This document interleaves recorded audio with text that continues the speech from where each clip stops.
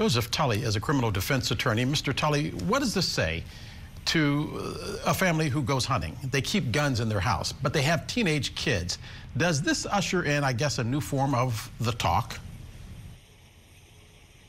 It certainly does. It raises a number of questions.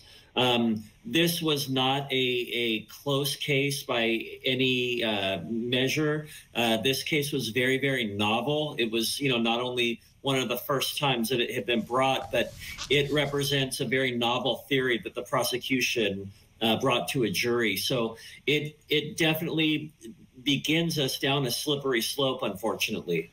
And what is that slippery slope, and why is it slippery? Well, the mother was charged with involuntary manslaughter, which is not murder. That is generally speaking, that is the doing something that results in someone else's death because of gross negligence, willful failure to do something in such a manner that you knew something was dangerous and you didn't do anything about it. You failed to do something. So, a very real, like a more pertinent example would be letting kids play Russian roulette on a teenager's birthday party or something. That's something that it makes you sick. You should know you don't let kids play around with a loaded gun, and you don't let them play Russian roulette because someone could get hurt. That's usually the level of proof required in court to get a conviction.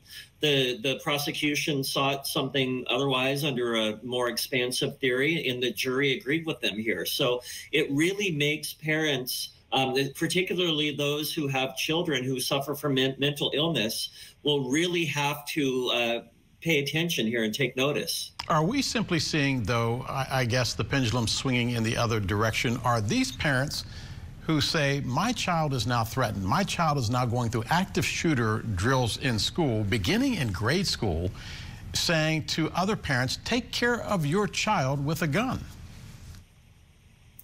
I think so. I think that the law doesn't necessarily explain this verdict, but I think if you look at the history of mass shootings and school shootings, that people are fed up with it. And this jury just said, no, we want more done. These can be prevented. And if everybody just did more, that would happen.